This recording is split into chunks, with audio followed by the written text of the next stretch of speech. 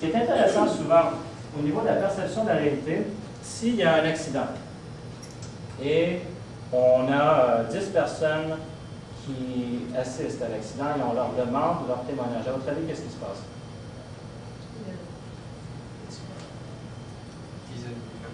Il y a des avis différents. Parce que chaque personne a sa manière de sélectionner l'information. Donc, certaines personnes vont porter attention plus à ce qui s'est passé à tel endroit, d'autres vont porter attention. Donc, on sélectionne l'information d'une certaine manière. Donc, déjà, ce qu'on peut observer, c'est qu'on a un filtre de sélection.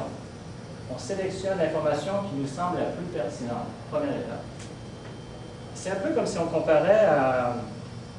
Si vous faisiez une recherche, par exemple, sur Google, vous tapez un mot-clé, et là, vous voyez apparaître les premiers résultats. C'est pas... vous avez l'impression que les résultats, c'est ça. Mais en réalité, il peut y avoir des millions de résultats. Donc, vous faites une sélection d'informations qui vous semble la plus pertinente. Ou c'est un peu comme si on avait une flashlight, donc une lumière, et puis je projette dans ce sens-là, ce que je vois, je dis, ah, ben ça, c'est la réalité. Quelqu'un va dire, non, une flashlight, va parler, c'est la réalité. Un bon exemple, c'est que si, par exemple, vous allez dans une fête, et puis il y a quelqu'un qui est à côté de deux personnes qui se disputent, vous allez dire, ah, c'était pas trop intéressant comme party. D'autres personnes ont vu des gens qui avaient du fun, c'est tout ça, qui ont été dans cette ambiance-là, puis qui se retrouvent à la sortie. Ah, c'était vraiment le fun, j'attends, on parle du même party. C'est tout dépendant où on met notre centre d'attention.